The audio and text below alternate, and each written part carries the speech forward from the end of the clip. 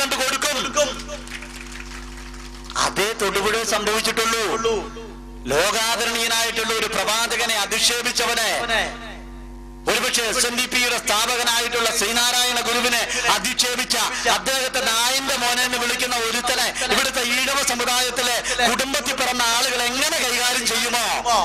അമ്പക്കരയോ അയ്യങ്കാളിയോ തന്തയ്ക്ക് പറഞ്ഞാൽ അദ്ദേഹം തന്തയ്ക്ക് പിറക്കാത്തവരെന്ന് വിളിച്ചാല് ഇവിടുത്തെ ദളിത് ജനവിഭാഗങ്ങൾ എങ്ങനെ കൈകാര്യം ചെയ്യുമോ? മഹാത്മാഗാന്ധിയെ ചീത്ത വിളിച്ചാൽ ഇന്ത്യ രാജ്യത്തെ പൗരബോധമുള്ള ആളുകൾ എങ്ങനെ കൈകാര്യം ചെയ്യുമോ? അത്തരത്തില് ലോകത്തെ കോടിക്കണക്കിന് ആളുകളുടെ മനസ്സില് അദ്ദേഹത്തോട് ആദരവ് സൂക്ഷിച്ചുകൊണ്ട് നടക്കുന്ന ഒരു ജനവിഭാഗത്തിലെ ആളുകള് അദ്ദേഹത്തെ ചീത്ത വിളിച്ച ഒരുത്തനെ വഴിയിൽ വെച്ച് കണ്ടപ്പോ കൈകാര്യം ചെയ്തിട്ടുണ്ടാവും. അതിനെ നിയമപരമായി തന്നെ നേരിടണം. അതിനകത്ത് നമുക്ക് വിയോജിപ്പുകളില്ല.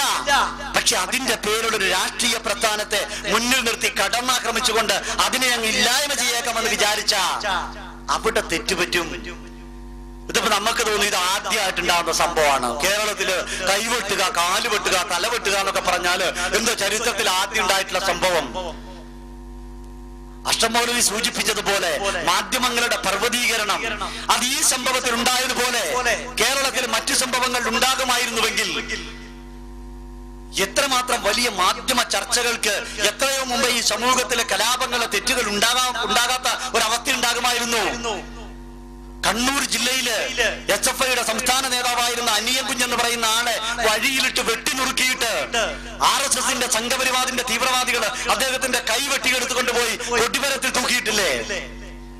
അന്ന് ആ കൊടിമരത്തിൽ തൂങ്ങിക്കിടക്കുന്ന കൈപ്പത്തിയെ നോക്കിയിട്ട് കയ്യെ നോക്കിയിട്ടാ അവിടുത്തെ DYFIക്കാരെ മുദ്രാവാക്യം വിളിച്ചത്. ഉയരുന്ന കൈ അറുത്തെടുത്ത് അത് നിങ്ങൾ കൊടിമരത്തിൽ കൊണ്ട് നാട്ടി, അത് തന്നെ ഇനി മുതൽ ഞങ്ങൾക്ക് കൊടിയെന്ന് കരുതുന്നു ഞങ്ങൾ ചക്കാവേ.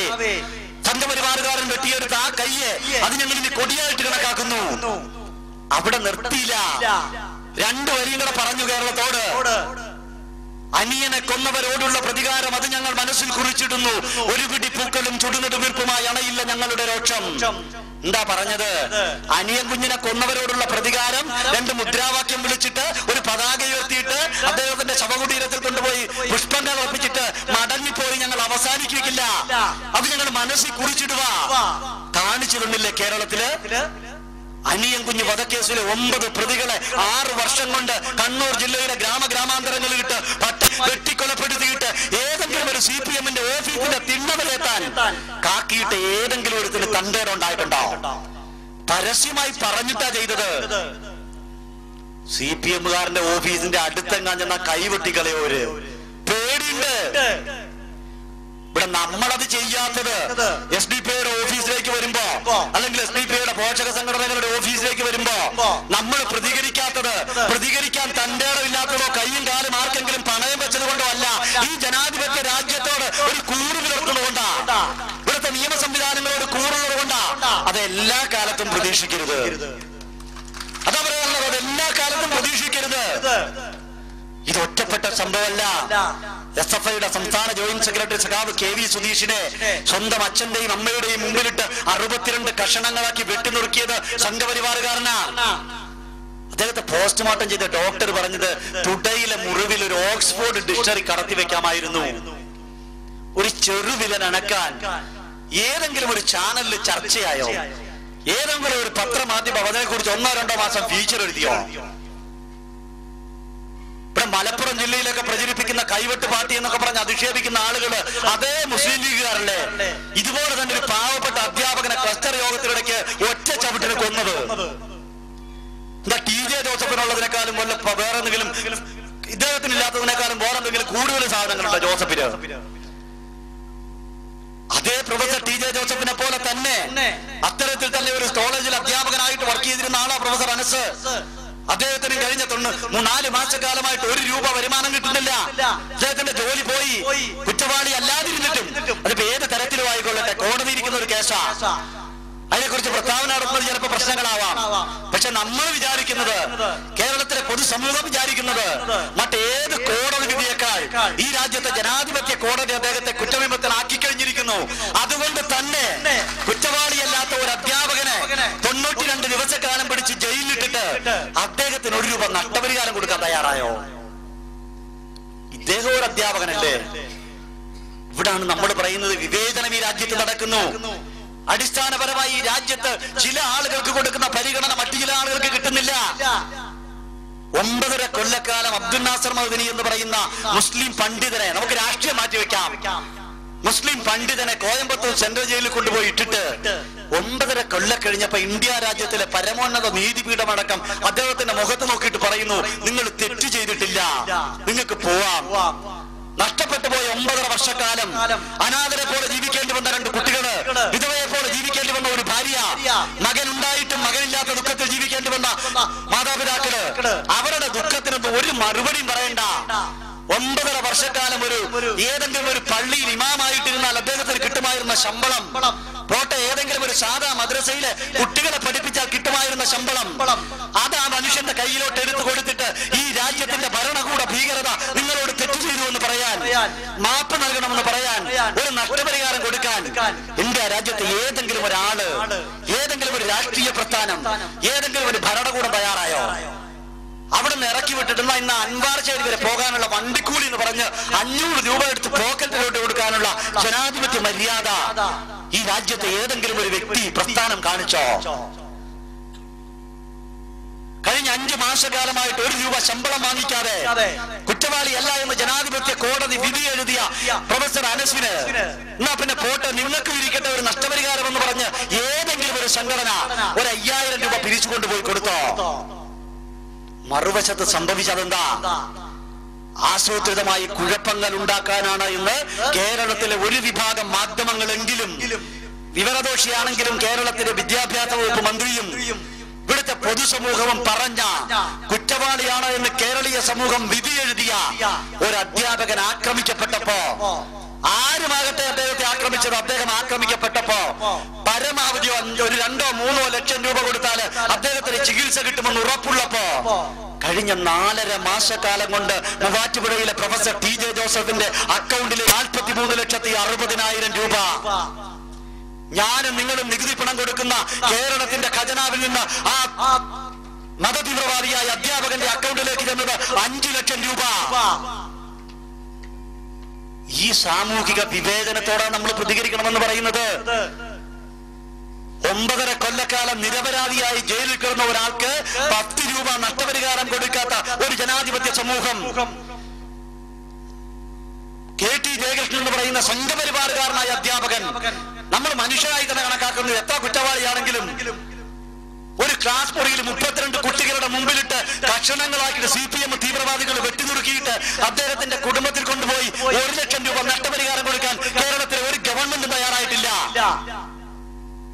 ആ സ്ഥാനത്താണ് പ്രൊഫസർ TJ ജോസഫിന് 43,60,000 രൂപ 4.5 മാസക്കാലം കൊണ്ട് കൊണ്ടുപോയി കൊടുക്കുന്നത്. ഈ അജണ്ടയാ ചർച്ച ചെയ്യേണ്ടത്.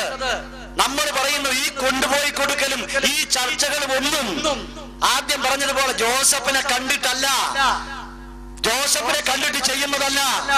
ഈ രാജ്യത്ത് 63 ആണ്ടുകാലമായി അടിസ്ഥാന ജനവിഭാഗങ്ങളുടെ വിമോചനത്തിന് വേണ്ടി ഏതൊക്കെ കാലത്ത് ആരൊക്കെ സംസാരിച്ചിട്ടുണ്ടോ അവരെയൊക്കെ ഇല്ലായ്മ ചെയ്യുന്നതിന് വേണ്ടി തീവ്രവാദമെന്നും ഭീകരവാദമെന്നും നക്സലിസമെന്നും മാവോവാദമെന്നും ഒക്കെ പറഞ്ഞ് അടിച്ചമർത്തുന്നതിന് വേണ്ടി അജണ്ട അന്വേഷിച്ചു കൊണ്ടിരുന്ന ആളുകളുടെ മുമ്പിലേക്ക് വീണ് കിട്ടിയ ഒരു വാർത്ത മാത്രം.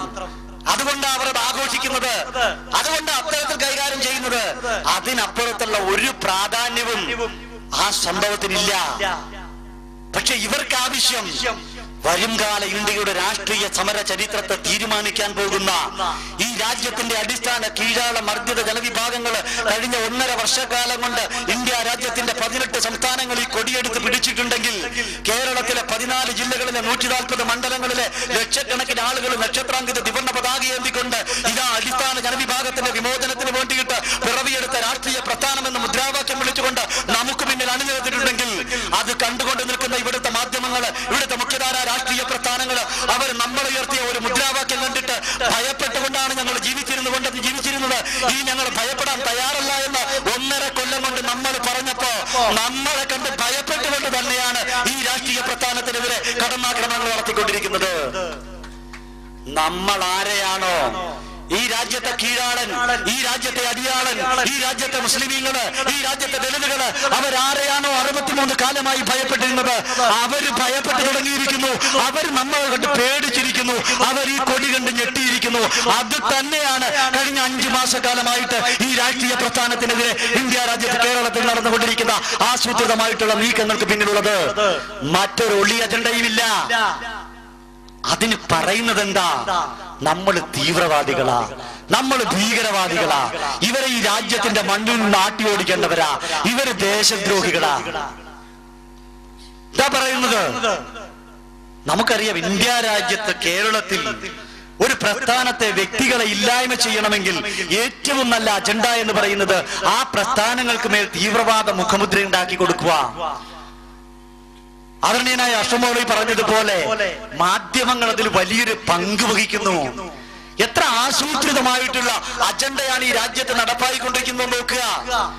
ഇപ്പൊ നിങ്ങൾ വേറൊന്നും നോക്കണ്ട.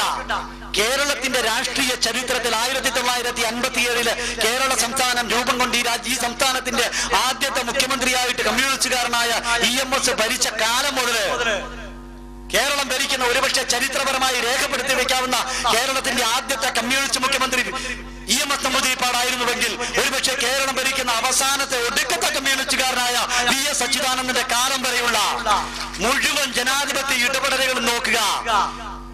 അതിനകത്ത് ഈ രാജ്യത്തിന്റെ ചരിത്രത്തിൽ, സംസ്ഥാനത്തിന്റെ ചരിത്രത്തിൽ ആലേഖനം ചെയ്തു വെക്കാവുന്ന ഒരു തെരഞ്ഞെടുപ്പ് വിജയമാണ് പ്രൊഫസർ അനസിന്റേത്.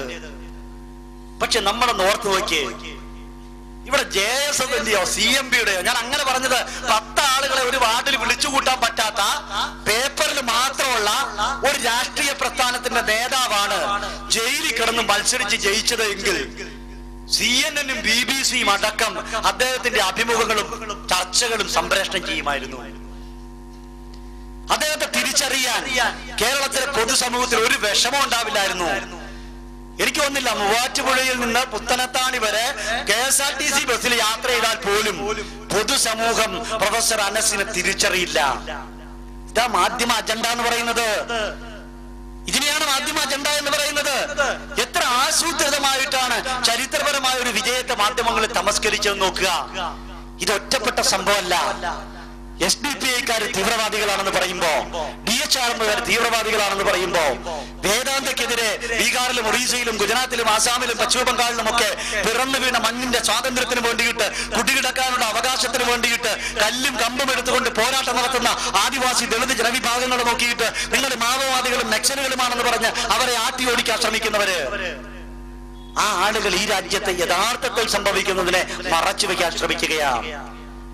നമ്മൾ ഒരുപാട് കാര്യമൊന്നും പറയുന്നില്ല. 63 കൊല്ലത്തെ ഇന്ത്യ രാജ്യത്തിന്റെ ചരിത്രം നിങ്ങൾ നോക്കുക. അതിൽ തന്നെ കഴിഞ്ഞ 18 വർഷക്കാലം 1992, അതൊരു കീസ്റ്റോൺ ആയതുകൊണ്ട് അങ്ങനെ തന്നെ പറയുന്നത്, കഴിഞ്ഞ 18 വർഷക്കാലം, ആ 18 വർഷക്കാലത്തെ ഇന്ത്യ രാജ്യത്തിന്റെ ചരിത്രം എടുക്കുക. കൃത്യമായിട്ട് ഇന്ത്യയിലെ മാധ്യമങ്ങൾ, ഇന്ത്യയിലെ ചാനൽ ചർച്ചകളിൽ സ്ഫോടനങ്ങളും തീവ്രവാദ ആക്രമണങ്ങളും ചർച്ച ചെയ്യാത്ത 25 മാസക്കാല കടന്നുപോയത്. നിശബ്ദമായ 25 മാസക്കാലം. നിങ്ങൾ കൃത്യമായിട്ട് ഈ ദിവസത്തിൽ നിന്ന് പിന്നിലേക്ക് എണ്ണുക.